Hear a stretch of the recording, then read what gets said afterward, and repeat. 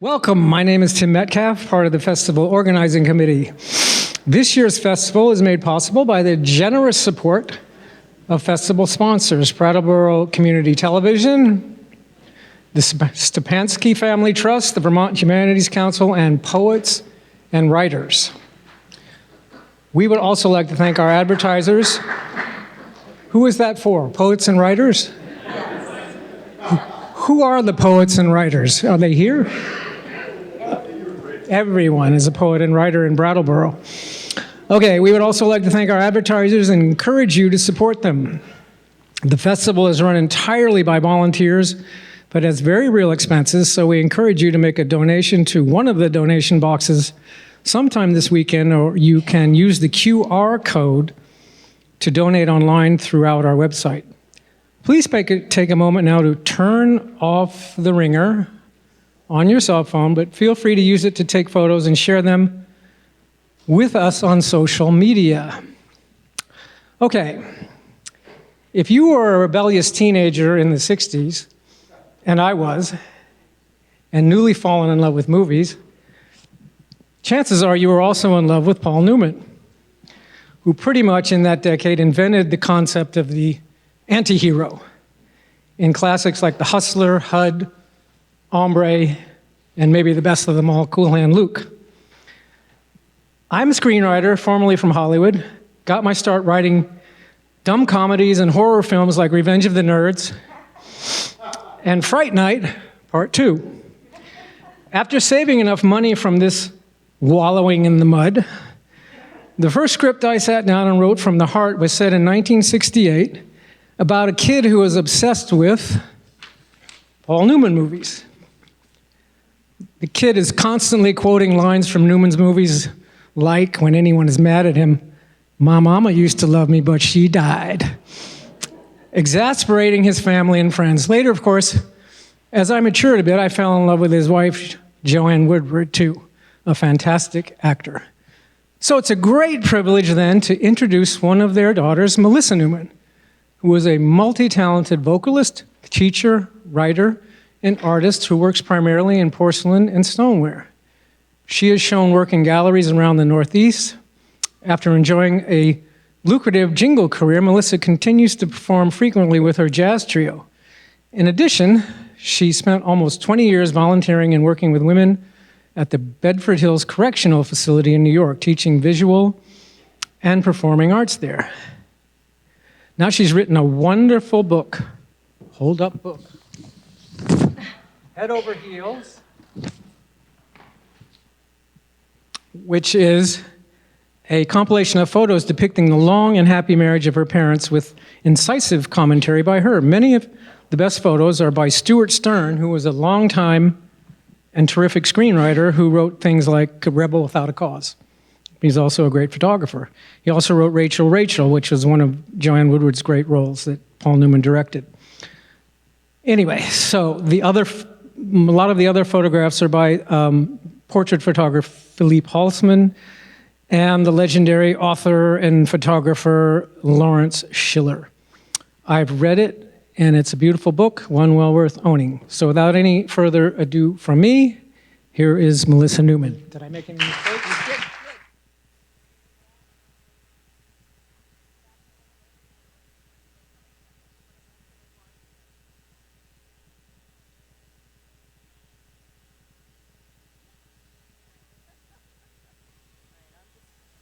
Can you all hear me?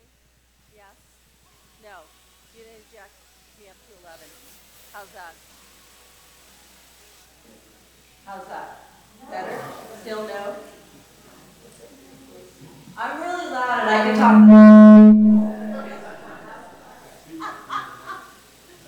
All right, let's try this again. How's that? Is that better? Happy medium? Try this. All right, I'm trying this. All right, how's that? I'm a restaurant singer, and I'm going to start singing songs. Okay. It's a really good thing that I have a slideshow, because it keeps me from being completely unhinged. Well, sort of. All right, so I'm going to start out by telling you a little bit about why I decided to put book together and how it came about. My friend Andrew Kelly, LLC, amazing book editor. If you want to put a book together, like a beautiful coffee table book, he's your guy, and he just happened to be a good friend, so I was lucky. And to Gary Gulman's point about writing and everybody having something to write, I believe that it's very sad that we're not going to run into those shoe boxes full of photographs anymore. That is no longer going to happen, which is really tragic. But I would guarantee that everybody in this room, if you're looking around your house and if you still have access to photographs, that everybody could put together a beautiful photo book about their parents or their family, and not only that they should. We do happen to have pretty spectacular family photos in our family. People do. It's hard to tear them away from the wall when they walk into the house. They're always like wandering into the hallway and you can't find them. And you'll see, my dad was really fond of hanging pictures. And I talk a little bit, actually the only thing that I wanted to correct is that all the text in the book is just quotes from my parents about each other. The only writing that I did, I wrote the preface, but all the other quotes are just about, them talking about each other. So, you walk around my house and you see photographs of we thought, we'll just throw a bunch of photographs in a book and it'll be really sweet. But it's really different when a lot of those photographs are taken by, Richard Avedon and Philippe Halsman and people like that, because it's a whole different animal. And Andy was the one who did yeoman's work and tracking everything down and negotiating. And we had the most incredible experiences with photographers, many of whom were just really, really thrilled to be part of this. And that was really moving. All right, let's see. So is there anything else I have to say? No, I'm going to start. All right. So this is from a letter that my dad wrote my mom, and anyone who's thinking of writing some love letter should take some. He fell really hard, and I was looking around. They kept saying they kept saying at Little Brown, we need proprietary material, and I said I didn't even know what that was, and then I was worried we didn't have enough proprietary material, so I started poking around, like not stuff that everyone's seen. So I was up in my mother's attic and I was reaching around and kicking dead mice out of the way. And anybody who owns an old house knows that that's not a euphemism, right? Reached into a ripped paper bag, and in that bag I found what appeared to be the first 10 letters my father ever wrote my mother. And then reached in again and found a stack of telegrams that my mother had received after she won her Academy Award in 1957.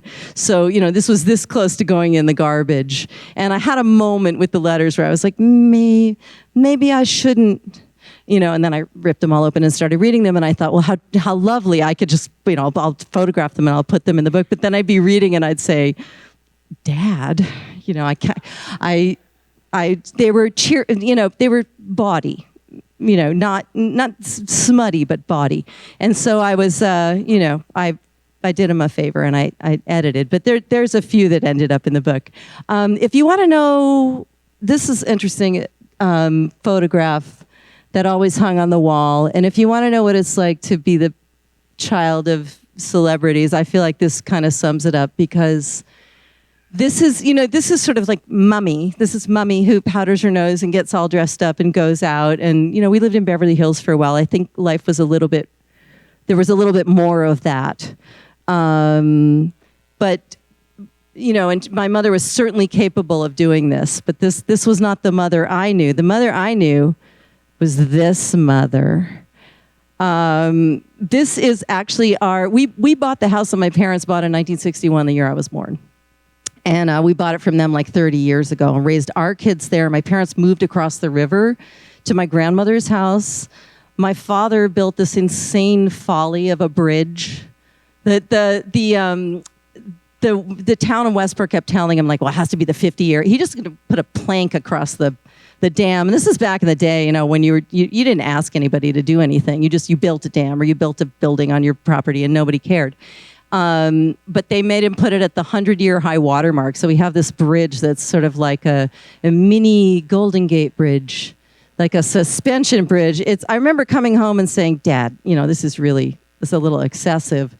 And but I have to say that once they moved across there to my grandmother's house, and we were living in this house, that having kids run back and forth across the bridge, and it was really babies and barbecues for about 12 years until my dad passed away. But it was amazing too that when he was ill, he was right there, and we could get to him. So that's our sink. That we replaced the faucet, I think, last year because it kind of sprung a leak. This is Caroline Murphy, my heart and soul, my husband's favorite bowling partner.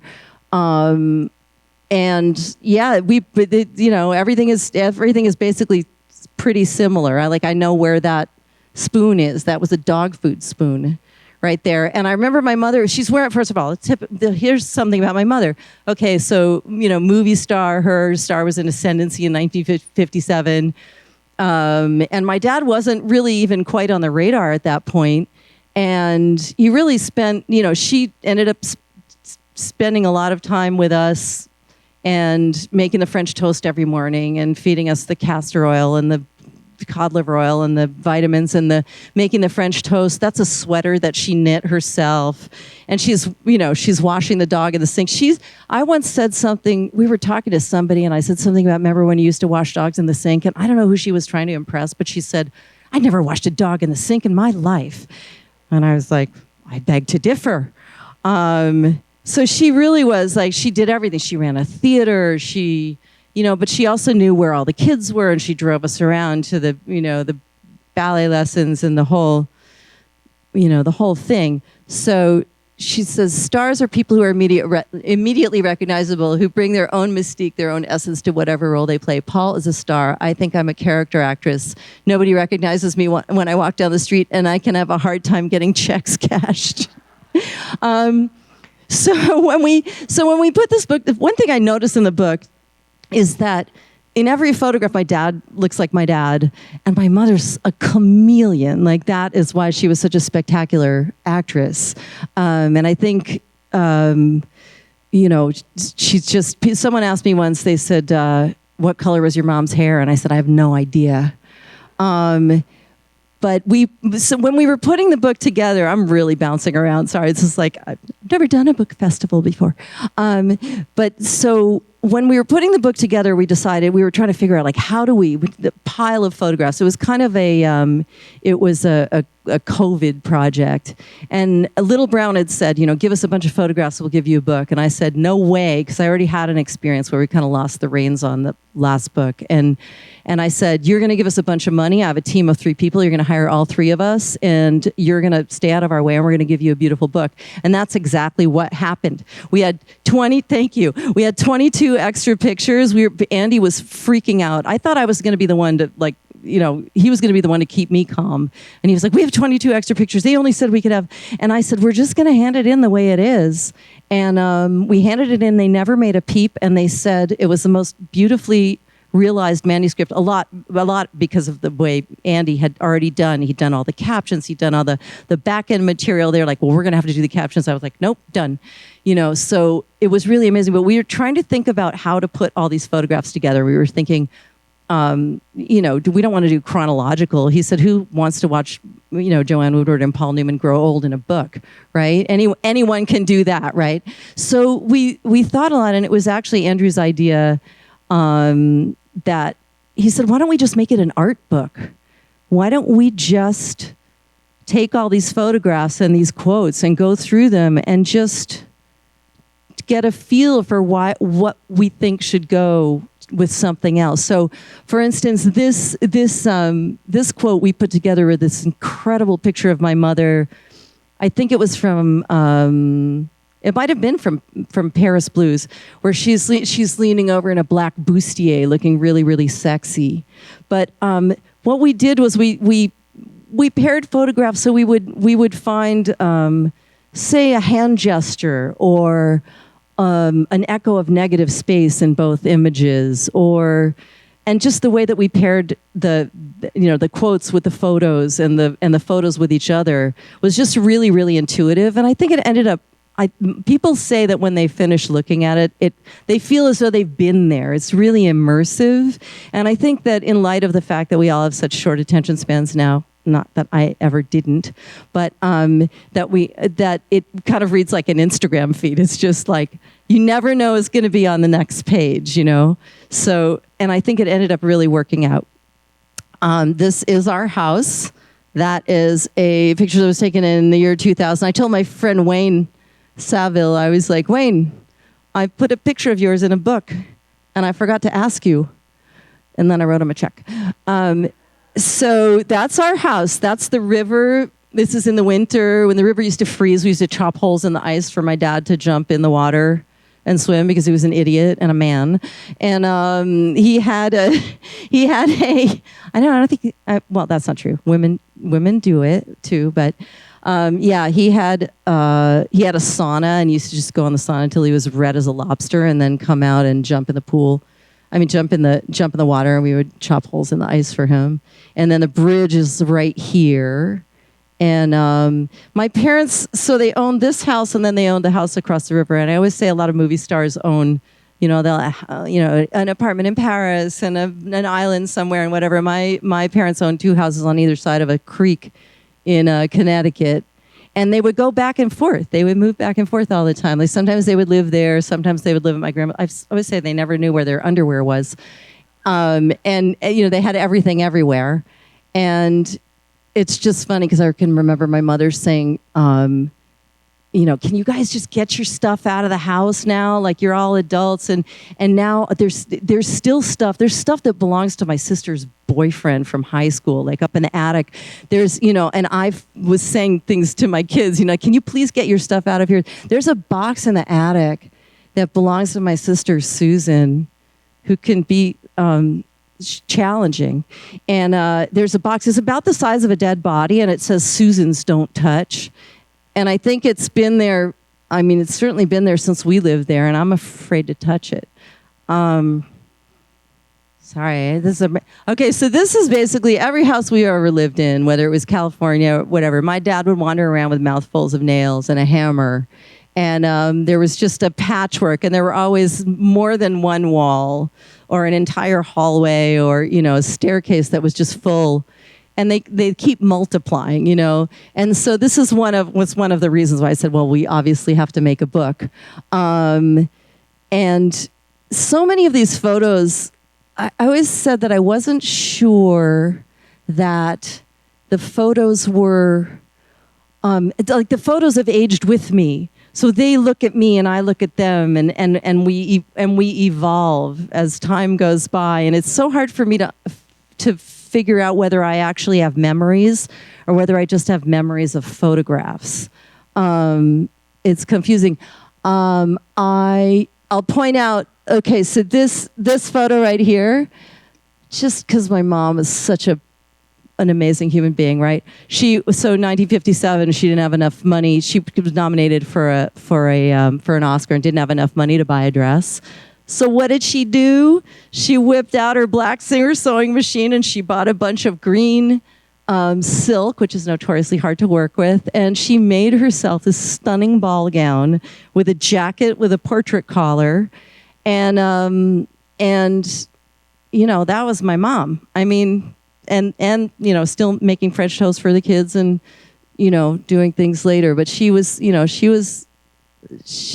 Joan Crawford said she set fashion back 100 years by making her own dress. You know what I say to Joan Crawford? Right? When I found the pile of the stack of telegrams, see, what I do is I just have like a catalog of a trillion stories, and then they all just filter through my head. So I found a blue envelope, and it said it was from Joan Crawford, right? So it looked as though it had been opened once and closed and never opened again. And I opened it up, and it said, "Dear Joanne, congratulations on your award. I've heard so very much about your great willingness to learn." Nasty woman. So I know. Get a life, Joan. So for a long time, my husband and I lived in a house we were always going to move into the house. But when we were ready to move into the house, I said to my parents, like, we had a baby, we were living there. And I said, well, why don't we just move in? And they got all dog in the manger. We're like, we're not ready yet. And so then we bought a house and furniture and everything. And 2 years later, they're like, now we want you there. So we had a big tag sale. So we have, like, every couch in the house is from 1961. And my mother and I are big, huge fans of slipcovers, and we would always re-slipcover the couches. And what I realized when I finally moved in there myself was that we had been, the cushions had been ossifying as time went by, and they were sort of like pats of butter at that point, and we had kept getting slipcovers. So I finally, indulged my whim, and I got new cushions for that. Because they don't make couches like they used to, as we know.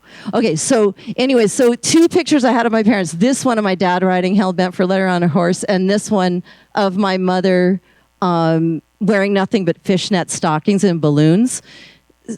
I told you we had good family pictures. So I had these 2 pictures in our house, and we would have people over for the baby groups or whatever, and people would say, who are these people? And I would say, they're my parents, and then I would walk away. So this is a picture of me and my dad. There were 2 pictures like this. One was serious and one was silly. And of course, you're going to pick one. You're going to pick this. My dad, how many people here have heard of the Hole in the Wall gang camps? Thank you. A lot of people. If you haven't, my dad started camps for kids with life-threatening diseases. I think they've been around now for 30 some odd years. And there's now 30 of them all over the world. The original one is in Ashford, Connecticut. They're places where kids can just, dump their prosthetic leg on the ground and do the climbing wall. We have a zip line that can take a wheelchair. The kids can get chemo while they're there. They can get tube feedings while they're there. It's a place of such incredible joy. Like, I urge you all in a world where we all need a little bit more of that to look them up. There's great, if you just look up Paul Newman and camps, it'll come up. But so this was my dad, and this was, he was a goofball, my dad. He was really a goofy man. He suffered from imposter syndrome. Always, that was one reason he started the camp. He always said that the luck that came his way, that he stumbled into, he wanted to even level the playing field for another group of people, and he thought about children with life-threatening diseases, and that was part of the urge. But he would go up to camp and be a counselor up at Hole in the Wall, and There's a children's book writer named Jared Krasoska. Thank you. I can never pronounce his name. So Jared was a counselor of a camp, and he tells this amazing story where he said, early on, my dad was going to be in his cabin. It was the first time my dad had volunteered for like a whole week, and he didn't stay in the cabins, but he was always there 7 a.m. till 10 at night. My husband, my Sherpa back there, he did like 12, 13 years at camp in the summer. Our son did a whole summer there. Like, it's just such a cool place.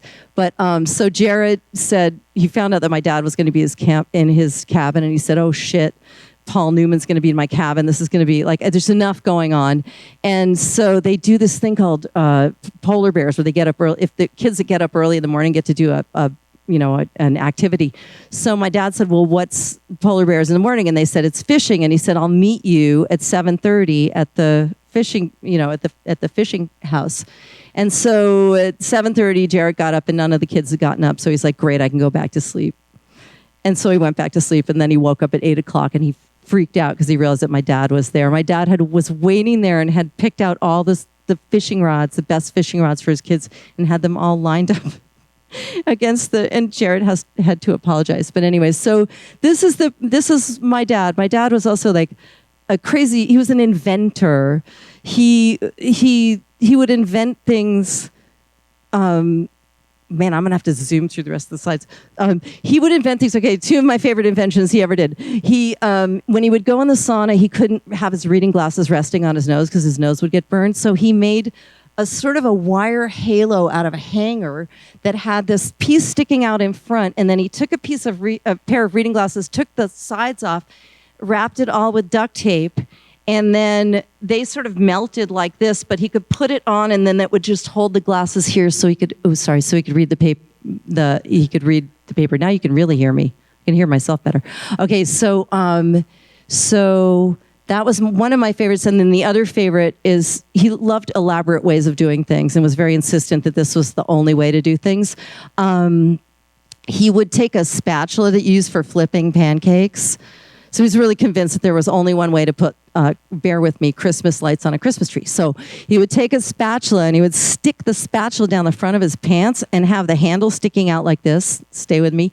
And then he would loop the Christmas lights around that and get up on a thing and feed them around. And he would be so, that's the kind of thing that would absolutely delight him. My mother also full of, aside from the fact that she'd make us tutus and everything on a sewing machine, full of words of wisdom. One of my favorites is that she said the only way to paint a ceiling is naked with a shower cap on. I leave you that. I always say if I had to get movie stars for parents, I'm really lucky I got the ones I got. And I urge you to think about that for a second, right?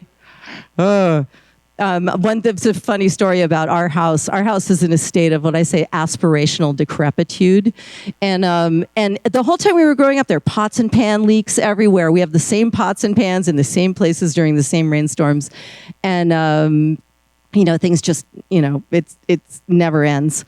And so Sylvester Stallone came to our house once to have a meeting with my dad, and he shows up with his guys, and the Parks driver service, and we were friendly with all the drivers because they drove for our family on and off forever. And one of the Parks drivers said that when Sylvester Stallone left what is now our house and had a meeting with my dad there and got in the car with his guys, and this driver told me this, he said he got in the car with his guys and he said, "Who would ever think Paul Newman would live in a shit box like that?" And that's our house. And I want to have it chiseled over the door someday. I feel like he's going to call me someday and just be like, "That never happened." I'll be like, "Nope, I heard it did." Okay, so we were talking about Stuart Stern before. So Stuart Stern was sort of like heart and soul of our family. He was, as was said, he wrote the screenplay for Rebel Without a Cause. He did lots of projects with my parents. I think he worked on the screenplay for The Battler. I think that's how he met my dad. He met my dad 12 days before my dad met my mom. He fell madly in love with my father. And then when he met my mother, he was really jealous. And then they became best friends with a shared affection, I think, over how difficult it was to be in love with my father, which they both were. And one thing I found when I found all those letters was that I think my parents were having an affair for a lot longer than I thought when my dad was still married, because the letters were dated 1955. And I had always thought 57 because I always heard they fell in love. I'm not sure when Picnic was made, but the story was always that they were rehearsing a dance sequence backstage, and my mother was she was an understudy, and he suddenly realized that he had the hots for her. Anyways, but they had a long, torrid affair with a lot of collateral damage. My father was married to a woman named Jackie Witt who wanted to be an actor. He had 3 children with her.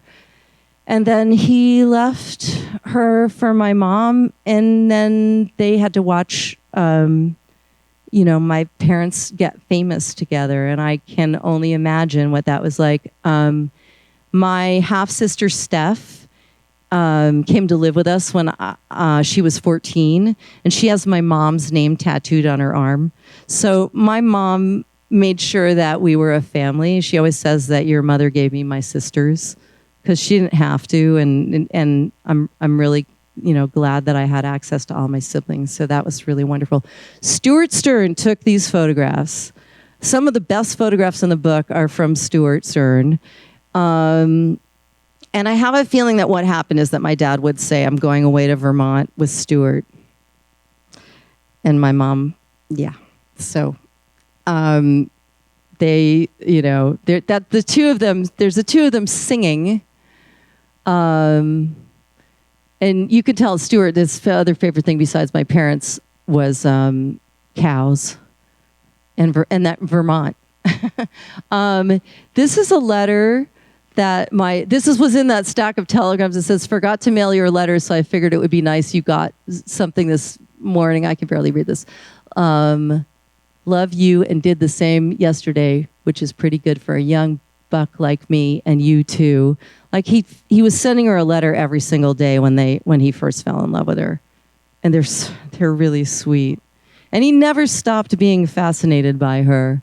This is from one of the letters. No one sings like Woodward or acts like Woodward or bitches like Woodward or kisses like Woodward or talks like Woodward or talks as long as Woodward or wipes water out of her eyes like Woodward or smiles like Woodward or cusses like Woodward. No one is as theatrical as Woodward or changes like Woodward or listens like Woodward or laughs or cries or hiccups or nothing like Woodward. You was a specialist, super, and absolutely unbeatable wench, and I love you. They had a complicated relationship. He fell really hard. They were very passionate about each other. He respected her as an actor, beyond. But as somebody once said, if you can survive the first year and the first infidelity in Hollywood, you're doing well. So it wasn't easy. She was mercurial. He was a heavy drinker and had women throwing themselves at him. But what I wanted to capture in the book, and what I always found fascinating about them, is to the last day of his life, I honestly think she was the only person he wanted in the room. And when my mother was diagnosed with dementia, my gosh, like, I don't know, 16, 17 years ago. And shortly after that, my father was diagnosed with cancer. And I honestly believe that wasn't an accident. I honestly believe that my father said, I'm getting cancer now. I can't do this. And I always, always, always felt that my mother would have survived. Had she not had dementia, she would have probably be remarried and having a whole second life by now. But I always felt like she would be okay without him. Sad, but okay. But I always felt like I don't know what would have happened to him without her.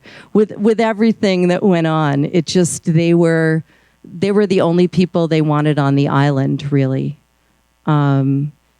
So this photograph is called "Women I Like to Sleep With," and the reason for that is that my father liked to put little plaques on things. He was in the habit of collecting early American children's portraits. If you're familiar with those, they're pretty creepy, right? And early American portraits in general. And he would put little plaques on the bottom that said, Colonel Newman McNewmanus. It was this like punny Ohio goofy sense of humor that really ran in the family. His uncle was sort of a writer of doggerel verse.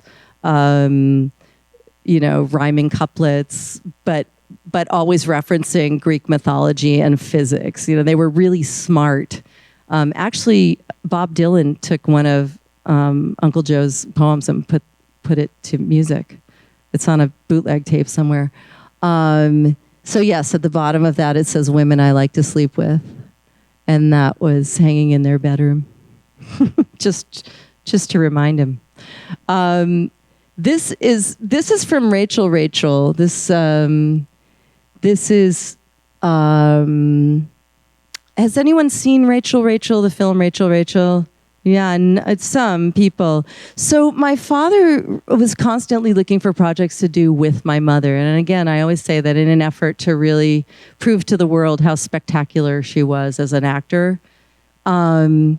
So Rachel was this wonderfully handmade, artisanal. I think they're doing it more now because there's so much work being made for streaming. But there was certainly a long period in Hollywood where films weren't made this way.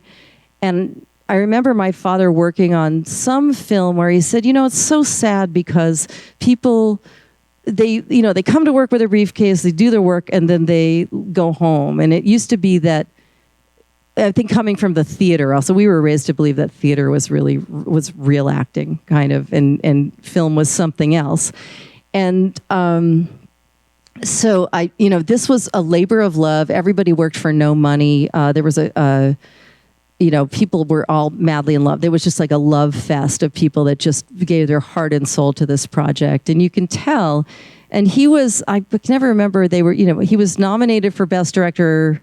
The film was nominated a number of times for Academy Award. I think my mother was maybe nominated for Best Actress. It's weird that I can't remember this stuff. But it's a very handmade film. I'm in it in the background. My sister Nell actually plays my mother as a young girl, and she's luminous, like just really unusual. She's a scientist now. Then she was also in the effective gamma rays on Man in the Moon Marigolds, which was another film they made, and they made them close to home so they could always come back home. And they were just labors of love, and everybody was around barbecuing and discussing the work, and it was a really, really beautiful thing. But what I love is there's this whole back and forth of letters that I found between Stuart Stern and Dee Dee Allen, who is a phenomenal film editor, my dad talked into being to working on this film. She had been reluctant, and she said it was the best experience she ever had making a film. And so there was a number of love scenes in it, or sex scenes in it, and various things. And my dad had decided he didn't want to film this scene. And so Stuart and Dee Dee Allen were badgering my dad to try to get him to film a scene.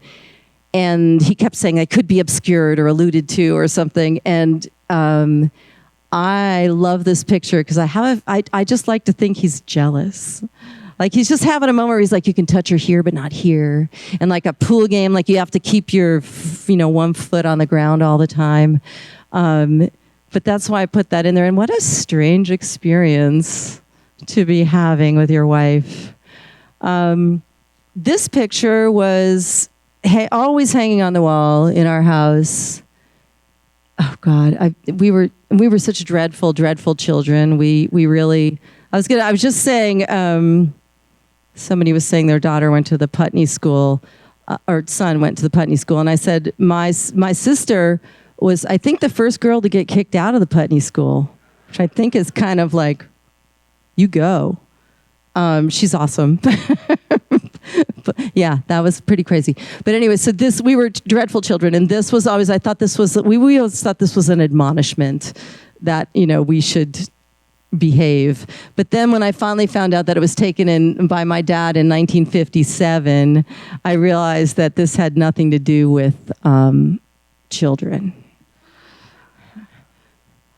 This is one of my favorite quotes. I thought Paul was grossly untalented when I first met him. I remember going to dinner with Kim Stanley when we were all doing picnic together in Cleveland and saying to her, God, it's a good thing Paul Newman is handsome because he certainly can't act. And we paired this with an amazing picture. I think it's by Philippe Halsman of my mother helping my father do a headstand. You have to see. You just have to see. You'll get it when you look at a book. We wanted it to be sort of subliminal, where you're like, huh. Because I always think like the moment, rather than having everything be really obvious, I always think that the moment between the time that you go, huh, and the time you go, oh, like that's when it goes in. So it's we had such a good time putting everything together. My mother came from the womb knowing that she wanted to be an actor. Oh my goodness me. It's getting there. She knew she wanted to be an actor her whole life. So my dad was, fell into it because he got kicked off the football team. And honestly, he was, if you look at a lot of his early stuff, he was kind of shticky. But my mom, there's a great film I encourage you to see called No Down Payment. It's a great, crisp, black and white indictment of suburban living, and my mother's in it, and she's so good. It's one of those things, like, I come across stuff on television that I've never seen before. And it's kind of amazing. The letters and can you believe almost went in the garbage, right? I mean, just the stamps alone.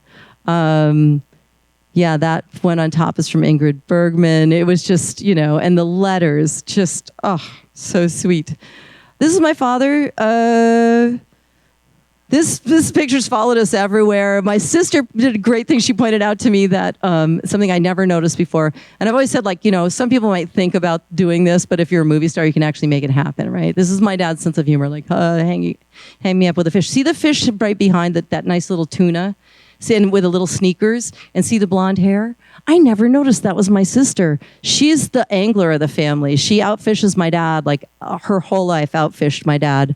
She can out-hunt, out-fish, and out-drive any guy I know. And she's gorgeous. That's my sister, was my sister Nell. My dad on his wedding day.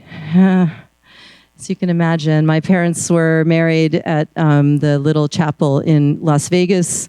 They just wanted to do it on the down low, like really quietly, and their publicist decided that they needed to have people there. So she just invited random people who were playing Vegas. So like Edie Gourmet and Steve Allen, and there's these people that weren't really friendly with my parents were all at their wedding.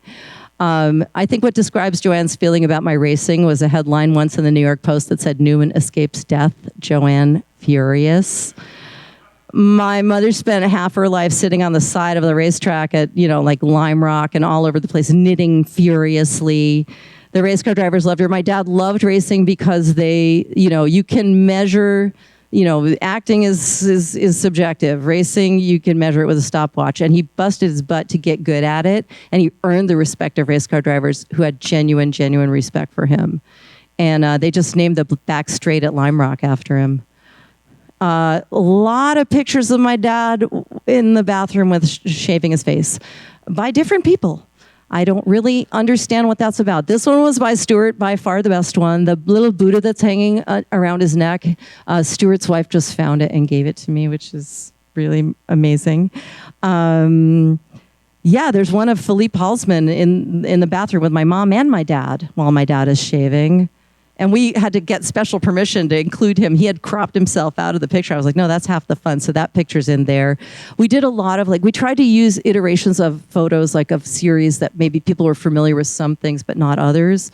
Okay, this is the last picture of my mom that my dad took. And that it was a picture that he took, and he had I opened up a drawer after he passed away, and there were hundreds of copies of this picture in the drawer. I don't know why. I just want to tell a funny story about Larry Schiller, that when we were trying to get pictures, this is jumping, we were trying to get pictures from Larry Schiller, and I asked Andrew, can you please call Larry Schiller, because it's a beautiful picture of my father lifting my mother's skirt up, and it's so sweet. He called Larry Schiller. I asked him, I said, how did it go? He said, the guy he's frail, he's impossible, and I don't think it's going to work. And I made him call him back the day later, and I asked him how it went, and he said, Larry Schiller was absolutely delighted. He said he never would have been a photographer if it wasn't for my father. And so many pictures in the book by Larry Schiller. We feel like if you went in doubt, it was by Larry Schiller. He was everywhere. He was all the pictures from Grauman's Chinese Theater. So there's tons of pictures by him. There's pictures by Stuart Stern. There's a whole list of photographers in the back. And we could make 20 other books. It was really, really hard to choose. So, all right. That's just my awkward ending to this rant that I'm doing. That is the couch. That couch is still there, and I know where their slipcovers are. Does anyone have any questions? And if you have questions, can you wait for the microphone to come around? Thank you. And there's nothing I won't answer. Nothing will embarrass me. Does anybody have a question? Yeah. Hi. I was just wondering, your parents spent some time at the Weston Playhouse, and is that where their house was in southern Vermont, or is that where they like to visit most? You mean the Weston Playhouse in Weston, Vermont? They did have our friend Sandy Falconer lived there for a long time and had a house there. Yeah, so that's probably why they were there in Weston, Vermont. But the Westport Country Playhouse is the playhouse that my mother was the artistic director of for years. Yeah. The quote where she said he can't act. It's kind of funny, but it's not, because I read the other book that whoever put together that came out a year or two ago, and it seemed like he had some sort of inferiority complex, and they didn't think he was a good actor. Did he incorporate what she said, that I'm not really a good actor, or where did that come from? Because he's Paul Newman, come on. Well, again, that's the thing. It's like he always said his epitaph would read, "Here lies Paul Newman who died a failure because his eyes turned brown." you know. And the thing about, you know, he didn't want it. He wanted to be a character actor. He didn't want to play. The leading men are so boring, you know. That's why he did films like HUD, you know. And if you look at the choices he made, he was always stretching himself. But as far as being able to really access his emotions in the way that my mother, everything was bubbling at the surface. That was really hard for him. And actually when he did, I'd say probably the best, the film that he was probably proudest, one of the films he was most proud of was The Verdict. And Sidney Lumet, when he came in to rehearse for that, or they came in for the first day of filming, and Sidney Lumet said, that was fine, and this would be a fine performance, but if you want to go home and do a little digging and decide how much of yourself you want to expose, it could be a really spectacular performance. And the thing is, my dad did that. He went home and he had his little come to Jesus moment, and that's where that performance came from. And, you know, I mean, my dad was an alcoholic in the same way that a lot of men in that age were alcoholics, but it made life difficult. But at the same time, in the most frustrating way, I think he plunges his face in sinks full of ice cubes in more than one movie. Yeah, exactly. Guess what? That was a real thing. And, you know, but he was the most frustrating kind of alcoholic because he was always prepared, always on time, always. That's why, you know, when people didn't want to hire Marlon Brando because they didn't feel like they could rely on him, they would hire my dad because they knew he would show up and do the job. But yes, he did feel. You can't, you know, no, God isn't going to come down and tell you if you're a good artist or not. Quick question. What kind of dog is that? Is that a Welsh Terrier? That's a wire-haired fox terrier. Right, okay. Welsh Terriers would be brown, black and tan, right? I don't know. How many films were you in with your folks? Me, I was just in the background of a few. I did one television special with my mom, and then I did. I played the young Mrs. Bridge in Mr. and Mrs. Bridge, originally there was supposed to be like a silent scene where they're in bed having sex with each other and she's just lying there, and the guy that they chose to play my dad as a young man was not only my roommate's ex-boyfriend but also my little sister's ex-boyfriend. And I don't know by who saved me from that, but somehow they never filmed it, so I didn't have to go through that. But I did have to pretend to have children when I was still afraid of children. Question. Anyone else? Oh, back there. Here we go. Hi. I was wondering how this project may have changed how you yourself sort of capture moments with your family and kind of how you look at correspondence or, you know, memories. Oh my gosh. Well, my dad said a really nice thing to me. He said, "You broke the cycle of bad parenting." And I don't think my parents were great. They were wonderful friends. I think they got better as parents as time went by. And I think that this is probably not answering your question, but one of the great gifts they gave me was because I'm an artist. People always say, "Were you ever an actor?" I'm like, you know, no, I'd rather shoot myself. Like I fell into a couple of things, but I'm every other kind of artist, you know, I'll take any other kind. And like being able to look at my son and say, like, I want you to be a jazz drummer, which no one ever said ever to anyone. But being able to look at, you know, like knowing that I had a son who was an artist and watching him try to struggle to be like his friends. And I was like, nah, he's running a recording studio now. And he's finally embraced that aspect of himself. But like, it was just such a gift to be able to, you know, embrace whatever came their way, you know, to be open and supportive and 100%, you know. And also I married a very practical man. I married a man who was a school teacher for 30 years and was a foster care social worker before that. And our kids are just, you know, paying their rent. Yes. And living together. The two brothers moved in together. So I feel like we did a really good job. But as far as like the memories and things are concerned, they had 12 years with my parents too, which is really sweet. Back and forth across the bridge. And, we really were like a village, and I was so lucky. Yeah, I mean, I feel like this is my gift to them as far as that. This is their photo book about their parents. Now I have to make a photo book about them, right? We got a few shoe boxes. Anyone else?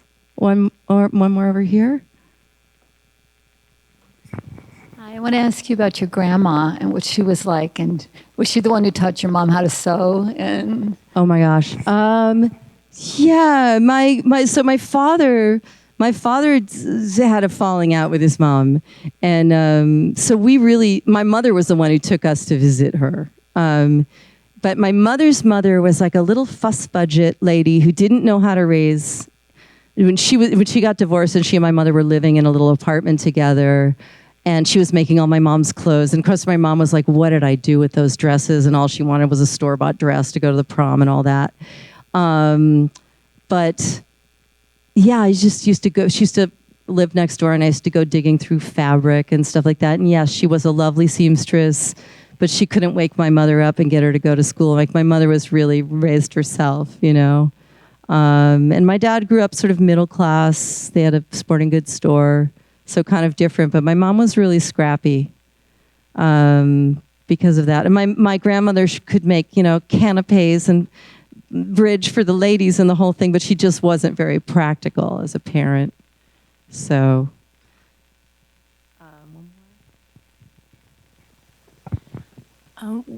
did your parents ever talk about other actors or actresses that they admired?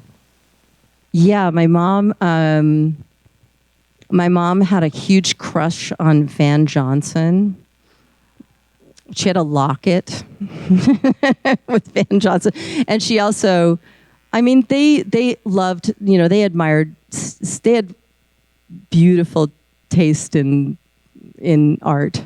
Well, they had funky taste in art in general. They didn't care about provenance or anything. If they liked it, they liked it. And our house is, really funky. But my mother, she was, Laurence Olivier, Judi Dench. She went, I remember after she had gotten diagnosed with dementia, at one point she came back from the hairdresser. I was like, Mom. And she's like, I told them to make me look like Judi Dench. And I was like, they sort of did. My mother was she was in a television version of Come Back Little Sheba with Laurence Olivier, right? And, she was completely mortified. She worshipped him. And being the method actor that she was, it's another reason that I love that film, No Down Payment, is it's because it's got the method and the non-method actors in it, and you can kind of watch that all play out. But so she was doing her interpretive rehearsal with Laurence Olivier, and he finally stopped her and said, Joanne, dear. And she said, yes, sir. And he said, when are you going to learn your lines?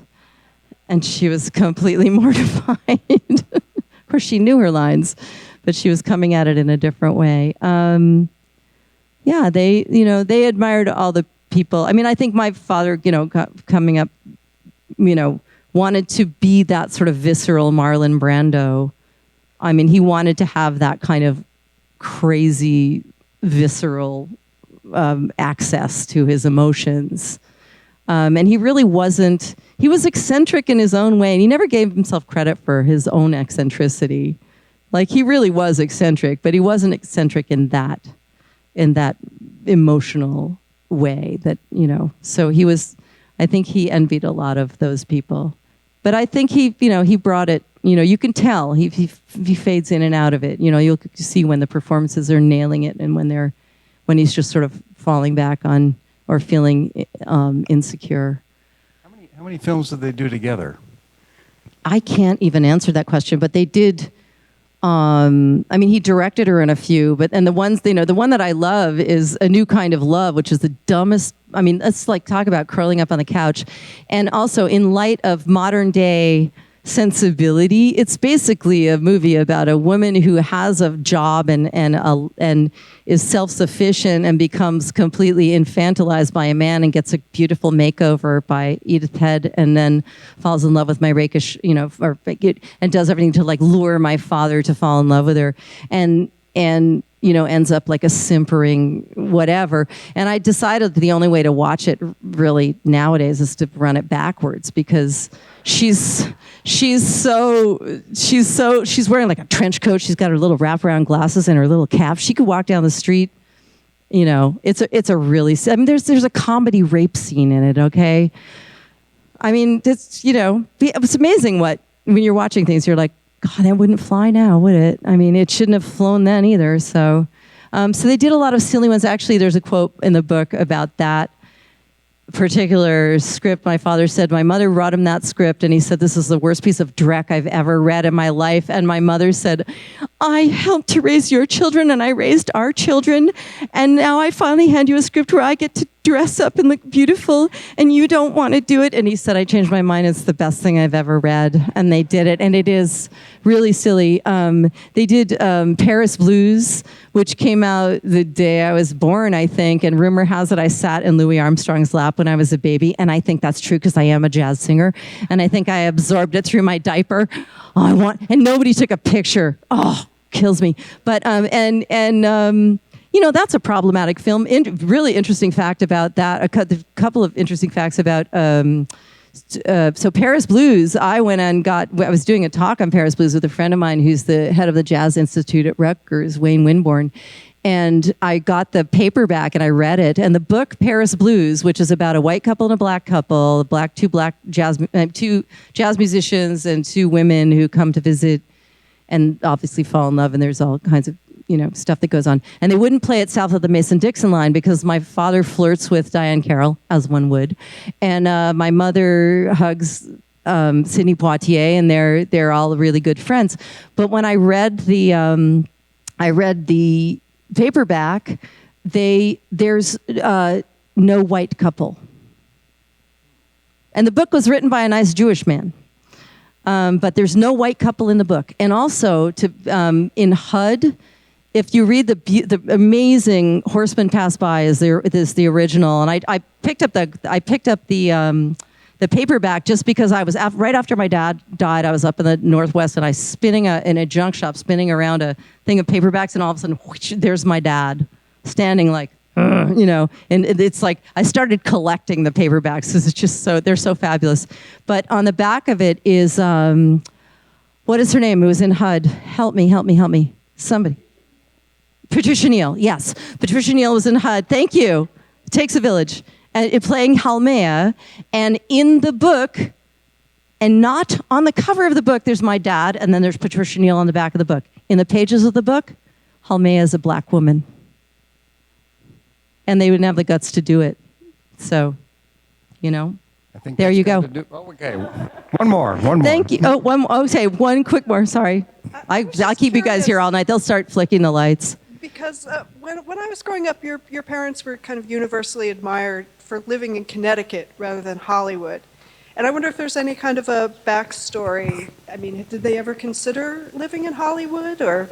I think to go along with the idea that they really felt that stage acting was real acting in a way. I mean, that was the sense that I got. But we did move back and forth. Moon and I went to the same high school. She went there after I did. She's a whippersnapper. But I went to, just to give you an example, because we moved back and forth so often, I went there in kindergarten, 2nd, 4th, 10th, 11th, and 12th grades. And in between, I went to like completely different schools. Sometimes I went to 2 different schools in a year. I went to one school, it was like a hippie school, and then they came there 2 months later and realized I was just picking my nose all day. And then like Friday I was there, and Monday I was in like Greens Farms Academy on a field with a field hockey stick wearing a plaid skirt, wondering what the hell happened. That was the year I started therapy. I was 10. But so back and forth. And I think ultimately, yeah, they just wanted to get away from the whole Hollywood thing. And I'm really glad they did. I turned out to be a Yankee at heart, even though I was born in LA. Yeah. Save my soul. All right. Thank you all so much. Thank you.